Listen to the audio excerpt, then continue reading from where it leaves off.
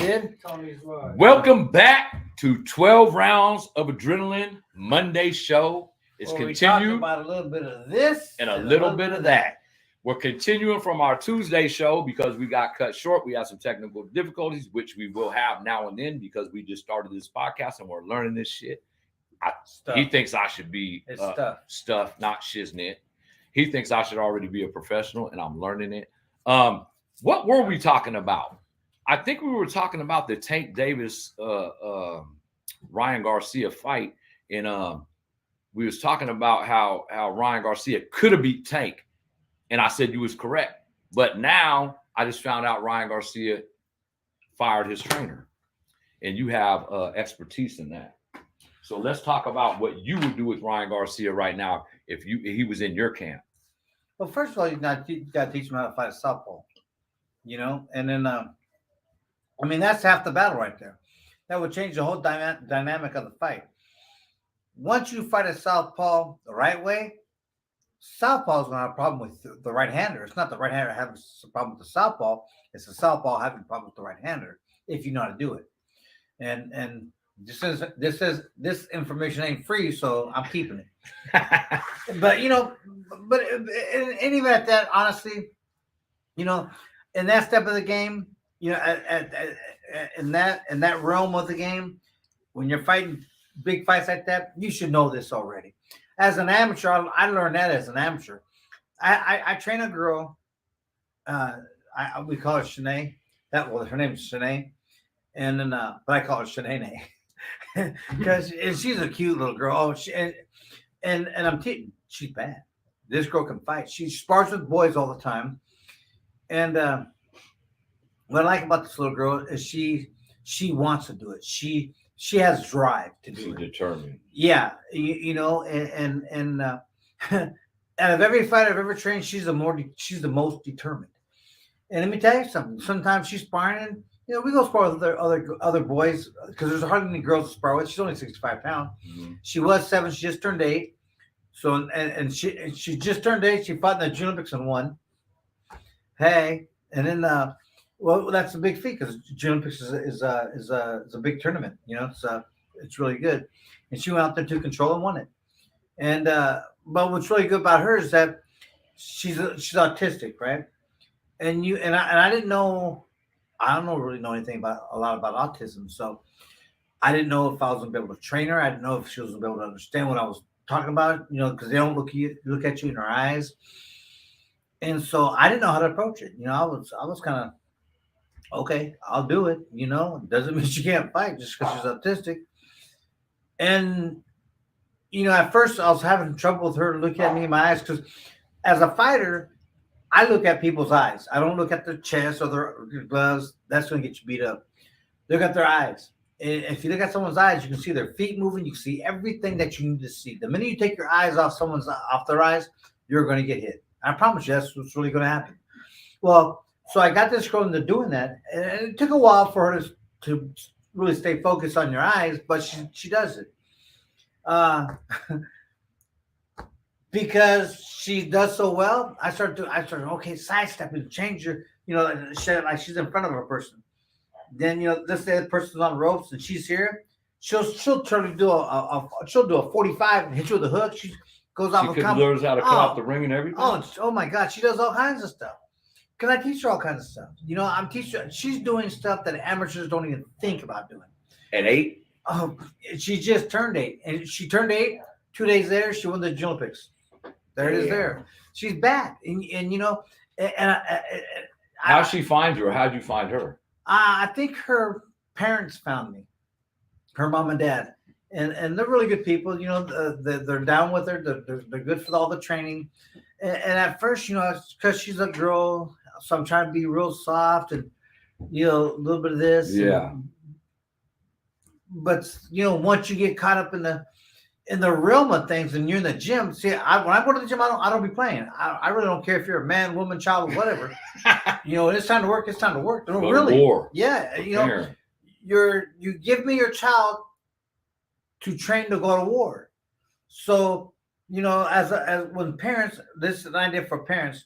So when you take your kid to a gym, no matter what kind of gym it is, you take your kid to a gym, trust the people that's training your kid. If not, get them out of that gym.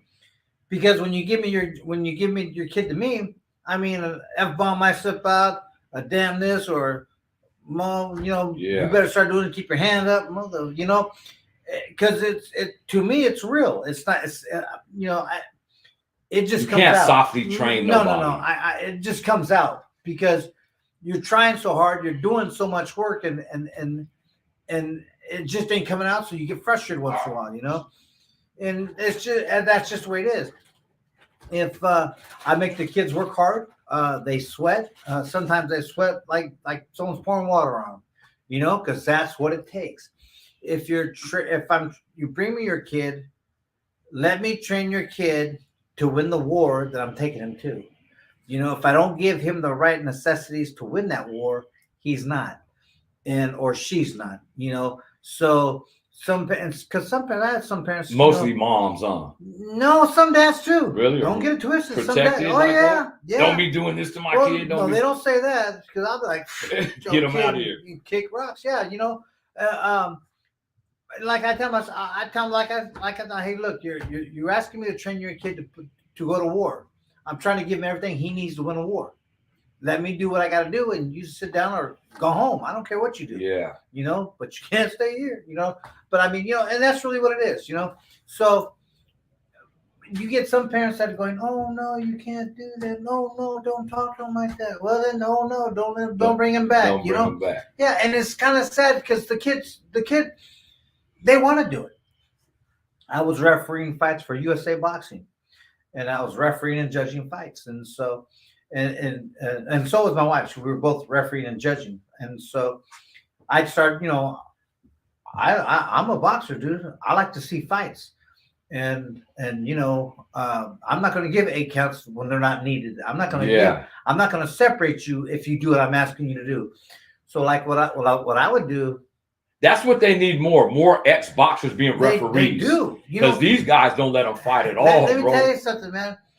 Every time I went to a fight, when the kids saw me, it was cute. It was nice.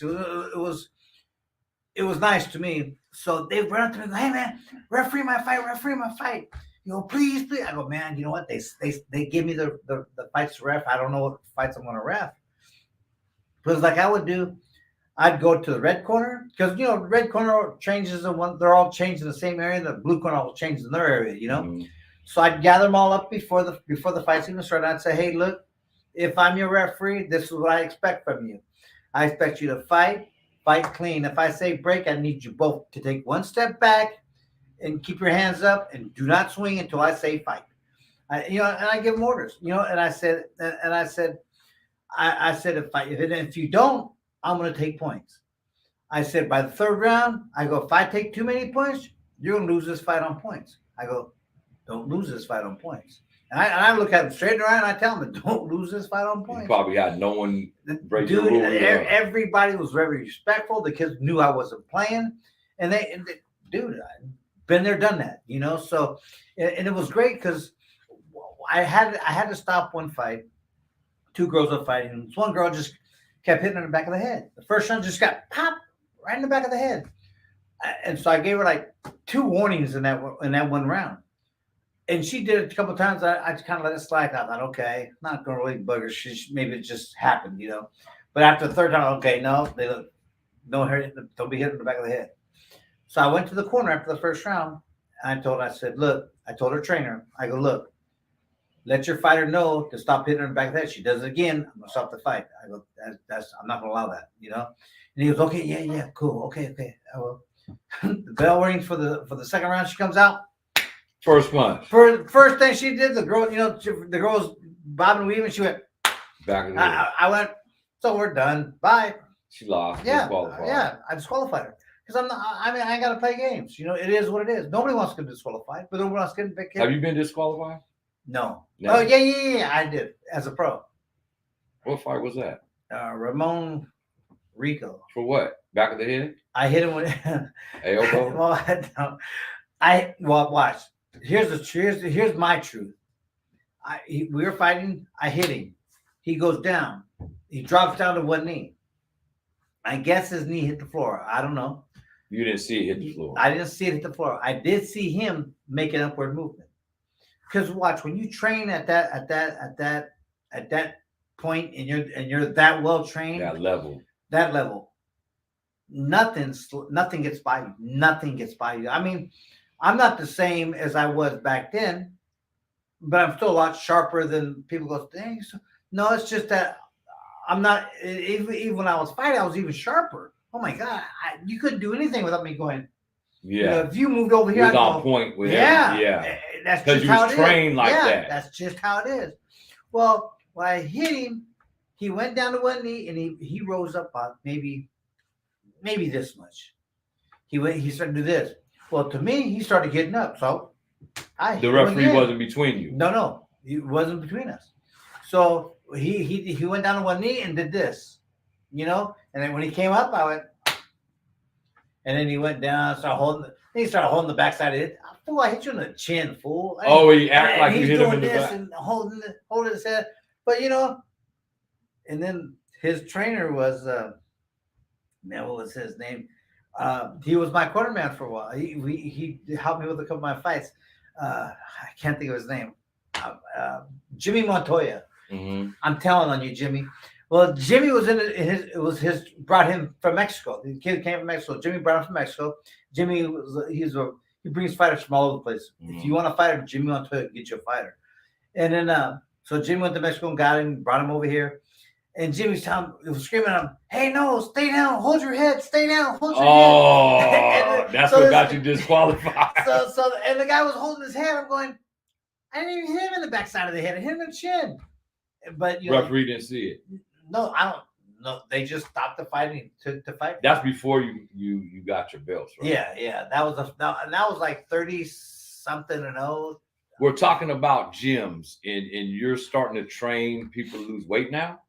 No, I didn't say that. Oh, what I said was, I go to a gym downtown. It's not my gym. I train people at their gym. They train at the gym. They pay for the gym dues for the month. Their membership. And then they pay me to train them. So. You're a personal trainer. Yeah. Well, kind of. And but I want to do more of it. But I don't advertise it. You enjoy it. 3 days a week.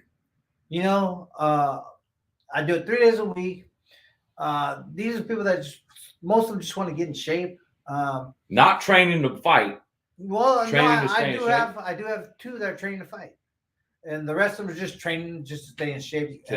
But they look pretty good. So if I wanted to come get trained, how much does it cost?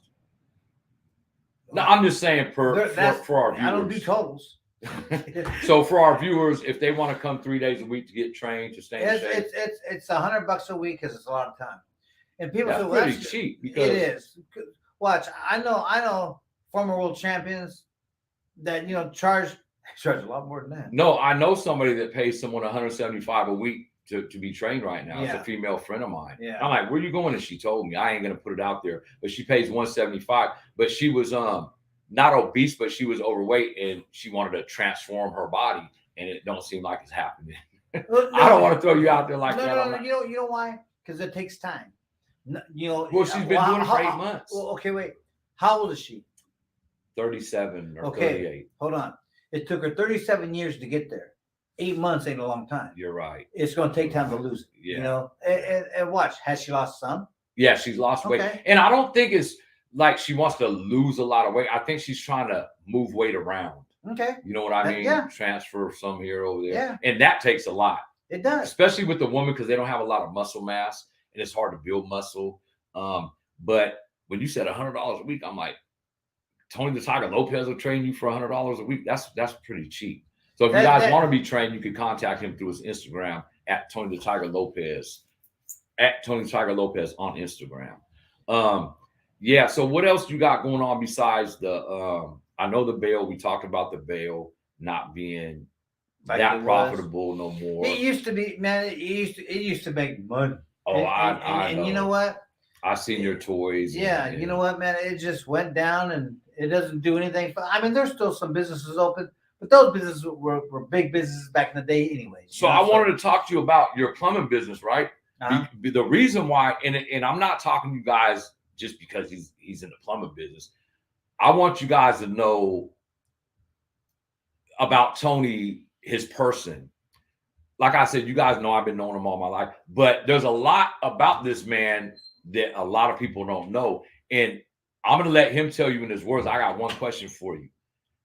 Two questions. How did you get in the plumbing business? And what did you have to do to get where you're at now in the plumbing business? I want you to tell our viewers what you went through and how much you made to learn what you know now. Well, a friend of mine, a friend of my wife's, her husband had a plumbing business, and me and my wife were going to move to Vegas. And this is like 6-7 years ago. We were getting ready to move to Vegas, and we were going to move. And so he goes, the guy, I'm talking to her husband or boyfriend, and he's going, hey, so, he knows who I am. And he goes, hey man, so what are you going to do in Vegas?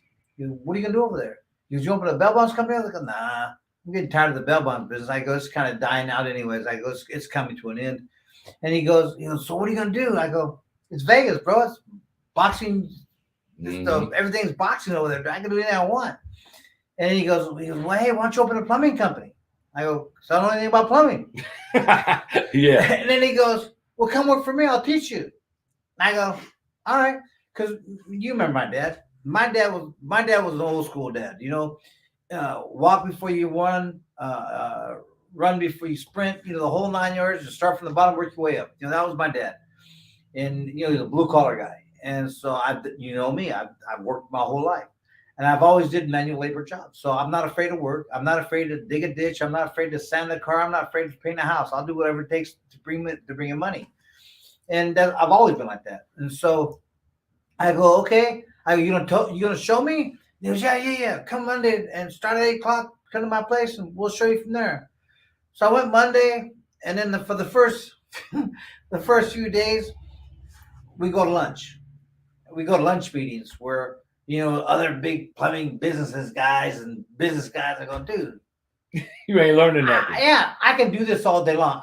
This is what I've been doing for the last 20 years. I can do this all day long. Networking. I don't want to do that. Yeah. I want to learn how to be a plumber. And he goes, so what do you mean? And I go, I want to learn how to be a plumber. I go, I want to start from the beginning. He goes, no, you don't want to do that. I go, no, yeah, I do. He goes, no, you don't. He goes, man, you don't want to dig. You want to get all dirty and muddy. He goes, it's nasty down there. He goes, I go, dude.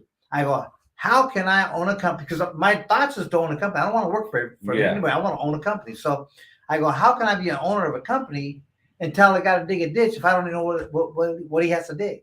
I have to dig it myself. That way I can say, no, I want it this way, and this is how I did it. This is the way I want it. Mm-hmm. So that's what we did. And he goes, okay. He goes, so he started me at the bottom. I was digging out hard pan, rocks, you name it. I was digging. How much were you getting paid? I think it was $15 an hour. You guys hear that? But watch. Again, my dad said, hey, man, you got to start at the bottom. You ain't going to make $1 million a day. Like in boxing. Here's something. My first fight, I actually lost money fighting. Because I used to work at Muddock's Brick Company, right in Sacramento. Yeah. Muddock's Brick Company. I got like $358 a week or something, $358 a week per week. Well, I took 2 weeks off for the fight, right? So because I trained every day, but for 2 weeks I trained real hard. It was only a 4-rounder, and then I made $300 for the fight and lost $700. So I lost money. So to me, I was like. So it's no big deal to me. I gotta crawl before I walk, and I'm used to that. But because I have a vision, my vision, like when I was fighting, Brooklyn Bill Maletta was a kid, was an old time fighter back in the day. I think in the 50s or something like that. Came to the gym all the time. I'm 15, 14, 16 years old, and he'd come see me all the time. Really good guy, and he'd say, "Hey," he goes. He'd say, hey, Tony, what are you going to be when you grow up? I told him, I'm going to be a world champion. Now I'm like 10 years old. I'm going to be a world champion. He goes, okay. He goes, I think you can do it. Watch this. He was the only man in my life to ever tell me I could do it. Nobody else. Dude, who wanted me to fight? Who really wanted me to fight? Nobody. Nobody wanted me to fight. Nobody wanted me to train. But I was, because I was always doing something stupid. Fighting in the street. Yeah, so I was always acting crazy in the street. So, You know, I was always doing stupid shit. If somebody was going to jail, that'd be me. Someone went to the hospital, that'd be me. If someone did something stupid, that would be me. So, you know, and that was me. But I like fighting. You know, I like it. I like fighting the street. I like fighting. And so I really focused in on it. You know, I the reason why I didn't get in trouble when I was a kid wasn't because I wasn't doing stupid shit. It was because my vision was fighting. You know, I wanted to be somebody, and not even in that term. I wanted to, you know, here's that stupid little saying, and I promise you, it's 100% real. You have to think it. You have to visualize it. You have to see yourself actually winning a world title. Dude, it sounds so stupid. I didn't. As a kid, I used to see myself in the ring, and it's stupid. It feels stupid. I'm telling you right now, it feels stupid. But you see yourself winning fights, and you see yourself working hard, and you see yourself doing all this stuff. You have to think it, visualize it, work your ass off to get it, and speak it into existence. You have to. You know, the pastor in my church a long time ago used to tell me that. But I just wanted people to know who you was. You just told the viewers that you started. The guy was trying to put you, like, take you through a shortcut to be a plumber. You was like, no, start me at the bottom. You wanted to know the inside and outside of it and get 15 minimum wage, basically. Yeah. And you did that for how long before you learned the plumbing business? I did it for about 4.5 years. Before you learned everything. Well, you know, you can never learn everything. You never know everything. You know, I can go clear a toilet, and I go clear another toilet, and it's two different kinds of jobs. One's is an auger. One I pull the toilet. I mean, you know, everything is different. I can go clear a drain or fix a faucet. And everything's different. Watch. I'm gonna save you guys a lot of money real quick. If you got are you sure? Yeah, positive. If you have those wave over a hand, turn your water on, turn your water off, and your battery's under your sink, at some point in time, it's going to leak. And guess what's going to happen to your batteries? They're going to get all rusted out, and it's going to rust out that old little conglomerate down there. And then you have to get a new faucet. So let me save you some time and money. Don't buy that crap. Electricity doesn't work that well underwater. I'm just saying. Common sense should. That's who made that control. I've seen that as someone. You know, you just wave your hand, the water turns on. Yeah, right? Well, I take a lot. And that's electrical. It runs on batteries. So at Thunder Valley, when I go wash my hands and do that at the toilet, that's a battery under there. I don't know how they did theirs, but yeah. But most of them I never thought about. I was wondering, and even when you walk away from the toilet, it flushes by itself. That's electrical. That's common sense, huh? So you fix a lot of those. I take a lot of them out and replace them with regular old faucets. Yeah, I do that all the time. So do you enjoy what you do now? Like, I know, because I own a business. You could get up and go to work if you want to, but you don't have to. And you enjoy, but I know you never turn nothing down, because I don't turn anything down. If someone calls, I'm there. But if you don't want to, if you and Kathy want to go somewhere, you don't have to take no jobs. How do you enjoy? Because you put a lot of work in your boxing, your bail bondsman, and like you say, the bail wore out, and you had to find something else to do. And basically, the plumbing business just landed in your lap, and it really didn't land in your lap because you went after it. Yeah, because you knew when he said plumbing, he said you told him you're going to Vegas. He's like, why don't you open a plumbing? That sparked something in your head, and you seen money signs, because I know you like nice things. Well, watch this. I've got to tell you this. What really made me wonder, watch, you didn't have to worry. I didn't wonder too hard about did plumbing make money, because I have a house in Mexico. We go, me and my wife were going there. We take trips, and we were always doing something, right? We're always doing something. And we'd ask this guy, hey guy, let's go to Mexico. And I asked him at the last minute, hey, we're going to Mexico this week, man. You want to go? Yeah, let's go. Okay, we're going to go. We're going to Puerto Vallarta, man. Let's go. Hey, I got a house out there, man. Let's go party, dude. Okay. And then he goes. Every time he went, he never said no. We can go any place, anywhere. Because remember, me and Kathy would just get up and go. We'll just go. And he never said no. And he always went. And when you buy, they cost a lot more money, but So it costs to be the boss. You know what I mean? So, and I'm thinking, man, because I was asking my wife, I was going, man, I wonder if plumbers make money. And I go, I don't really know if I want to do it if they don't make that much money, you know? And she goes, and I go, she goes, well, you know, he seems to go for it. We want to, you know, every time we ask them, they go. They never hesitates. I'm going, yeah, he does, huh?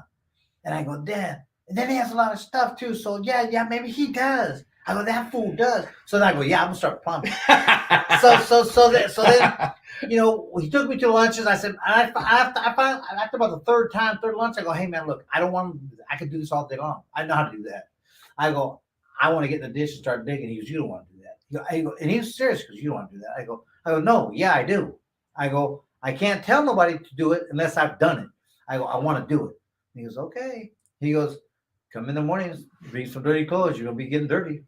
And man, the biggest ditch I ever had to dig was 6 foot long, about 4 feet wide, and about 11 foot down. You told me that the other day, and I just thought to myself, 11. I'm only 5'10". 11 feet down is 2 of me. Yeah. So you had to have been looking up, and you dug it by hand. Yeah. Well, the house is down here, and the roadway went like this. So the road, you know, the main line, the main sewer line goes under this. It goes this way. It can't go up. Yeah. You know, it has to go downward. So it went. So the road was a hill. There was a hill in front of the house like this, and here's the front lawn. It went up. So I had to go from here all the way down. How long did that take? Oh, well, it took two of us. Well, I did most of it, but John McPherson helped me a little bit, and well, he kind of helped me too, but. It took us a day. So did you know when you started digging it? Did you know you had to go 11 feet down, or you had to keep going? Oh no, we knew because it was going up. And you know it goes down from the house. So. 11 feet. I just buried a dog last year, and I had to dig like 4 feet down, and I hit Indian clay, and I'm like, what? And it was raining, and it was soft. And I was thinking to myself, 11 feet down and 6 by 4. Yeah, that's a lot of dirt. It is a lot of dirt. So there's no equipment that'll do it for you. There's no easy way to plumb, right? No, not really. You know what? Plumbing is not hard. You have to have the right tools. Definitely have to have the right tools, which you're not going to get at Home Depot or anybody's house. You're really not. You can get, and they're going to get some clogs, and you might get a few clogs with that. Or if you put Drano or that other crap in your lines, all you're doing is going to do is make me more money. That's all you really. Wait, Drano doesn't work? Oh no, Drano works. But Drano's does it corrode your pipes or something? What Rod says? Corrode, it's going to eat your pipes. Drano is acid. You're putting acid in your pipes. Okay. Acid eats everything. That you know, I have a good question for you right now. So I just was involved in restoring somebody's house. Someone in the family passed away, and we went in to restore, and we had to do some plumbing. And it wasn't really plumbing. It was the sink, you know, the elbow. Yeah. They was all made out of metal because this house was pretty old. It was by your house, actually, over there off of 65th and 21st by Tyron Johnson. It was in that neighborhood. And so when we went in, I took all the old pipes off, and I took them with me to Ace Plumbing, Ace Hardware, Ace Plumbing, the one on Franklin Boulevard. Old school, Reds. I went into Reds, and I showed him these. He's like, if you would have went anywhere else, you wouldn't have found these in metal. They're plastic now. Yeah. And he's like, I recommend you put up-to-date plastic. And I'm like, what? And that's why I asked about Drano, because he's the one that told me these metal pipes last forever. These plastic ones don't. Yeah. And so we went and we did it in plastic, and I couldn't even finish it. I couldn't get it to work. I had to call a regular plumber. This is before I even knew you was plumbing. And it worked. But so the pipes you take off now on a modern house, none of them are metal no more, huh? No, they're all black plastic. Black plastic. Yeah. So when you go into an older house and you take metal off, you don't try to replace it with metal? Well, it all depends. Some people want the old metal ones back, but they're kind of getting outdated, and they're not hard to find. But Reds has everything. Yeah, Red's got everything. That's my go-to spot. And I didn't even know that before we started this podcast either. Oh really? Yeah, that's my go-to spot. But you know what? But if you can, always update your stuff. You know, because they're not gonna have old stuff all the time. Everything's getting outplayed. You know, there's new stuff coming every day. You know, so I mean, and watch this. I'm gonna be real. If you have a plumbing problem, and you need a licensed plumber, I got a licensed plumber for you, and we work together. If you don't need a licensed plumber, anything under $500, I could do on my own. You know, but when it's over 500, I need someone with a license. So I have someone that has a license, and we work it together. The guy that trained you. Yeah, and so it's no big deal. So, but watch if you I don't know, plumbing's. I'm gonna just tell you, watch. If someone tells you $1,000, I could probably do it for 4 or 5, maybe 6. I don't know, whatever the problem is. I undercut everybody. Me, that's how you know what I've learned that. I don't know where I everybody. learned it from, probably from the dope game or something. Uh, But it's like if you know, and customers will tell you if you ask them. uh-huh. I ask all my customers, I'll go do a bid on a tree. Have you had any bids before me? Yeah, this guy told me 1,600. This guy told me 1,800. I can do it for 9 because I want the job. Yeah, I want my employees to be able to feed their family. That's right. To me, if I make $200, $300, It's $200, it's gas money. You know what I Yeah. mean? As long as my employees keep eating it and want to keep working for me, That's right. it's all profit. It's And being a business owner is what it's called. it is, That's right. and it's crazy. I want to ask you. This is 2023. You're 60. I'm 54. What's coming up? What do you have to? What are you looking forward to in your 60s? Like, what are your plans? What do you want? What do you want to do between now and until you're 65? Spoil the crap out of my grandchild. Ooh, wow. Ooh. I'm a new grandpa. We just For the found first that time, out. yeah, We just for the found first- that for the out. first time, so- grandpa. And see, it's crazy because I got 3 grandkids. Make sure I get it right before I get a call. Yeah, I got 3 grandkids, and it's like you're 60 and you barely had one, and you just went down there and seen her. And I know, man, when I first picked up my grandson, I was like, damn, I don't want to let him go. Yeah. But then you could give them back to their parents, and then they could go home. It's not Yeah. like you're a kid, you're raising them. That's You know right. what I mean?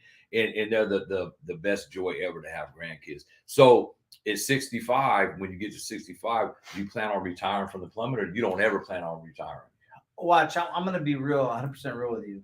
I am so hyper. I'll retire when I die. You know, you watch. I like working. I don't mind it. It doesn't bother. These kids nowadays, I tell you, I can outwork any kid out there. And if you can find a kid that outwork me, I'll tell you what, he can be 18 years old, but he'll be dead by the time we're done. I think me and Tony's birthday is one day apart. We're both February. We're both Pisces. And I'm hyper as hell. Like anyone that knows me, I can't sit still. And I don't do drugs, but I've been like that, my mom says, since I was born.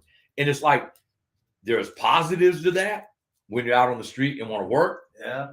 Or if you get in trouble and go to jail, there's negatives in that. And I've learned you got to stay out of jail because it's negative when you're so hyper. And I told myself I'll never retire. From anything I'm doing, I could be doing YouTube. We could be doing podcasts. When I find something I like, I want to die doing it. I don't want to die sitting on a couch watching TV. No, I'm not that guy. I'm not that guy either. You know what? I like to take trips. I like to have things. I like to. I have a house in Mexico that I need to keep up. You know, I like to do stuff. You know, and watch.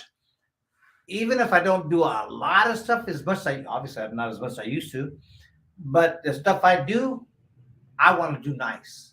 I'm not going to stay in no motel. I'm not going to go.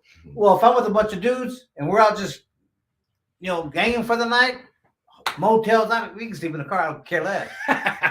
but if with your family, your wife, my wife is not going to stay in a Motel 6 at all. Yeah, I know. So she wants a nice hotel, and she's kind of really picky. So, I want to do stuff nice. So even if I don't do as much, the stuff I do, I want to do right. If I want to take a cruise, I'm gonna give me the suite that's facing the water with windows, the whole 9 yards. You know what I mean? That's what I like doing. And if I got to work a little bit to do that, okay, that's what I want to do. Then you go relax. Yes, sir. That's what it's all about. So we're really focusing on this YouTube, you guys. this podcast. We got some stuff coming up. And we appreciate all your guys' support. By July, we'll have it'll be bigger than what it is. So I want you guys to tell your friends, share this channel with your friends, and check out Tony on Blood on the Razor Wire TV. I'm not sure what date, but it's going to be this week with Chad Marks from New York, Rochester, New York. If you guys, I'm sure everybody watching this or everyone that's going to see this channel and they're tapped in with my channel, you guys know who Chad Marks is. He's like one of the biggest. I don't even want to say he's a prison genre because he's not. He's a lawyer now, but he did federal time in prison. But he's one of the biggest channels, and he's the most righteous, upfront man in the YouTube field that I know, and I trust him. He's the reason why I got to where I'm at, and I got a little channel. But I want you guys to stay tuned because Tony will be. He's going to host Tony on his channel, and he's going to do an interview this week sometime. So I want you guys to stay tuned, and we're going to have the link up. We're going to have 12 rounds of adrenaline up so you guys could subscribe. His fans could subscribe to our podcast. Is there anything else you want to say before we wrap this up, Tony? Because we've already talked about a little bit of this and a little bit of that, and it is getting late, and I know you have an appointment at 7 o'clock because he's dedicated to go to the gym. Wait, something from the background guy. Tony, can I ask you about the liver shot? Is that like a devastating punch? Like, is it? Are you talking about Ryan Garcia? Yeah, well, I noticed on your someone mentioned it on your comments. You know, okay, what? Someone's asked about the liver shot. I've never got hit with a liver shot. I've never hit nobody with a liver shot. Actually, I don't even know where it's at. I was going to ask you, where's the liver? I know where the kidneys are at. But watch this. I know people that have got hit with a liver shot. I've seen them. I've seen fighters fight that got hit with a liver shot. And let me tell you something. Well, after they get hit with that liver shot, they say it's devastating. That really? It's not an instant bam, and you instantly go, oh, it's not that. Sometimes it's so bad that you get hit. This is what I've been told. That you get hit. He goes, and then it takes like a second or two, and then everything just goes. Your legs go, everything. It is painful. Is it like getting the wind knocked out of you? No, they said it's just really painful. Like a delayed reaction. Yeah, there's like a delayed reaction. Because that fight, when I seen that, I thought, oh, this is fixed. Because, boxing nowadays, you never know. Yeah. But he delayed. It took him a minute to take that knee, but I seen it in his eyes. It hurt. Oh, yeah. It hurt. No, yeah. It was legit. And Tank's punch was so – I didn't even see the punch. Well, when I went back to watch it, the TV – I don't know. I just couldn't see angle. It. Yeah, I couldn't see it. Yeah, so I didn't see it. But then when I watched it on YouTube and they had another angle, I seen it. And I'm like, ooh, that looked like it hurt. But for some reason, I thought he was going to get up because he was a determined youngster, man. Yeah, but a liver shot, man. I heard is that where your liver is? I heard it's really crippling. Is that where your liver is? Where he got hit? He got hit on his left side, up under his. Right here. I thought your liver was, I don't even know. I know where your kidneys are at because I got one removed. Or a kidney shot. Or it could be Have you been hit with a kidney shot that hurt? Never? You know why? Keep your hands up. You kept your hand. I remember how you used to brawl. You didn't even give a damn where your hands was. You used to just bar. But you know what? I've never got hit with a kidney shot, liver shot. I've never been hit with a body shot that hurt. Really?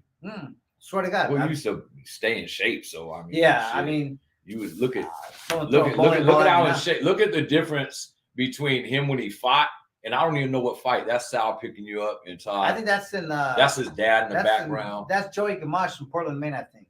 Oh, this was your last title. Wait, maybe not. No. That's no. No, this wasn't Gamache. This is your IBF title. Yeah, right here. That's the IBF. But look at the difference. He was in like top notch. He even had an afro on his chest, like made it into a cross. You don't have that no more. I seen him without a shirt the other day. You don't have that no more. We had a laser removed. We don't shave as men. Anyways, yeah, we do. Okay. I'm not. Anyways, check us out next Monday at 5:00 p.m. Before then, go ahead. No, we should. You're not give him a little teaser. You give him the teaser. No, you do it. I already forgot the date. 8th and 9th or 8th something like and that. June 8th and 9th, we will be filming at a celebrity golf tournament.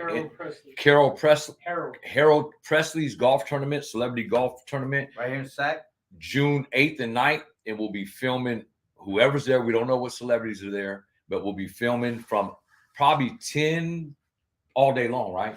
But no, you probably have to be there about 8:30. But we'll be filming when you guys start. Oh, yeah, we'll be filming it'll be a whole day all thing. day. And So- maybe into the nighttime, because there's like 36 to 40 celebrities there.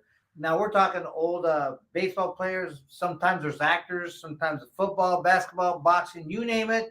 Athletes are going to be there. And they're raising money for. He does it for local charities here in Sacramento, and because he's always doing something. He's that guy that's always doing something to help out Sacramento, and so that's why I'm always doing his stuff. Yeah, that's good. Harold's a really good guy, and I tell you what though, if you could be on the course and hear some of the stories and how they, okay, watch real quick.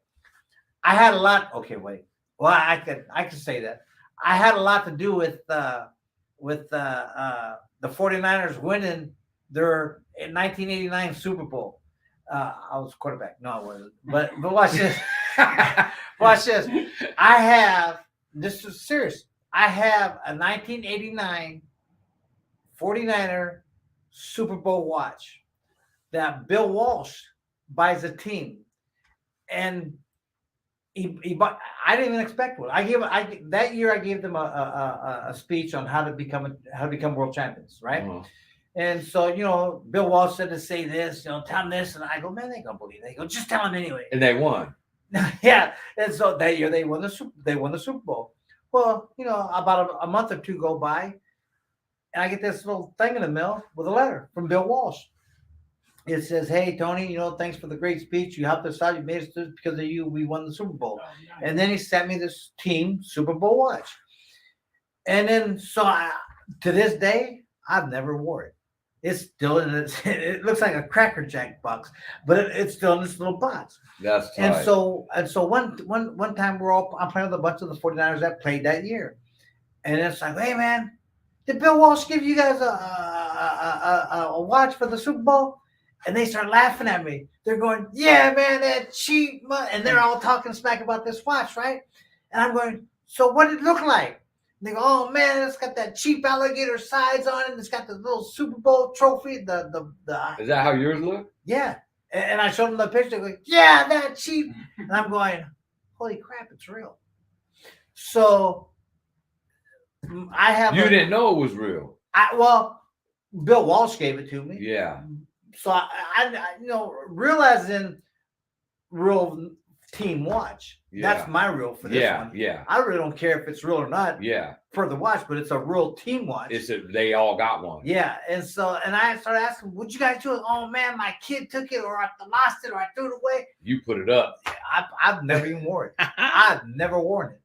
I didn't even know that. Yeah, I've seen a 49ers Super Bowl ring. Someone I know, they got it from Easton Ransom. I was in prison with Easton Ransom. He was a linebacker. I believe he was a linebacker for the 49ers. And he went downhill. I think he's back on track now. His dad was a judge, Judge Gary Ransom at one time. Oh, really? Yeah. Really? And his dad sentenced him. His dad sentenced his son. Really? And it was all in the newspapers. He was robbing people at their ATMs. Yeah, he was. Wow. So I met him in person on the street in Elder Creek with someone else we know. I was selling drugs back then. This was 88 or 89, maybe even 90. And he got beat up. Easton Ransom got beat up. I did a video, go to Prison Yard TV. He got beat up with a golf club and got very hurt. And then I seen him in prison 2 years later. And he's like, hey, what you do? And I'm like, yeah, I was there, but I ain't the one. He's a huge guy, right? Newspaper reporters was coming to Tracy, filming him and stuff. But one of the guys I know has his Super Bowl ring to this day. And Really? I wore it, and it's humongous. And I'm like, man, this is a real, and it's the 40s. I like forgot my what Super year. Bowl rings? It's a little bit different than yours. I seen your Super Bowl ring. Right. But when you said Super Bowl watch 49ers, it's like Sacramento has a so close connection with the Bay Area. We got a lot of Bay people living in Sacramento now. So everything congregates. And I think the Bay's going to reach Sacramento. The Causeway's going to connect one day. That's what I always take. So- Vallejo, Fairfield. You was in Fairfield yesterday. I think it's all going to connect one day. And that's what I think about the Bear, because we're so close together. Like Galt is going to connect to Stockton. We're going to be connected to Galt, and Stockton. We're going to be all one like LA. Yeah. That's how I think. Pretty much. Yeah. When we're gone, watch, our kids' kids are going to see that connect. But I want you guys, we're over time. We'll be tuning in Monday on this channel. We'll be doing our Monday show. But Tony, look out for Blood on the Razor Wire TV. I'll post the link on our channel. You know on what? his channel. No, and you know what we're going to talk about next time? No. My acting career. We was going to talk about that today. We're going to. He just got on the phone with some. I don't pay attention because he gets so many phone calls, and I'm jealous. I don't get no phone calls no more. Like nobody calls me. They text. I'll call you more. They text me, and I'm like, I don't. I'm from the old school, bro. In prison, when I had a phone, everyone was texting because you had to be quiet. Yeah. I like to hear voices. Yeah. Texting. Check us out Monday at 5 p.m. 12 rounds of drilling. Tell the people you love them, and stay blessed and drive safe out there. It is raining. We just looked out the window and it is raining out there. So drive safe. Tell the people you love them. Subscribe, like, and comment to this channel. We appreciate all the support. We'll see you guys next Monday. Peace.